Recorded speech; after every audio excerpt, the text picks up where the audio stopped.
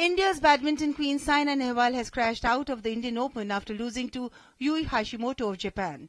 Hashimoto won the match 13-21, 21-12, 22-20 in 1 hour 2 minutes. India continued to make waves in the third edition of the Indian Open Super Series.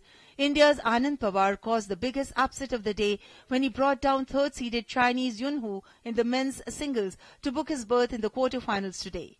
Pawar won the match 21-15, 15-21, 21-10 in 52 minutes. India's H.S. Pranoy also left his mark in the championship with another upset as he defeated former world number 1 Tawfiq Hidayat in straight sets to enter the third round of the men's singles event today. Pranoy dominated proceedings to beat his more fancied opponent 26-24, 21-9 in 40 minutes at Capital's Sirifort Stadium.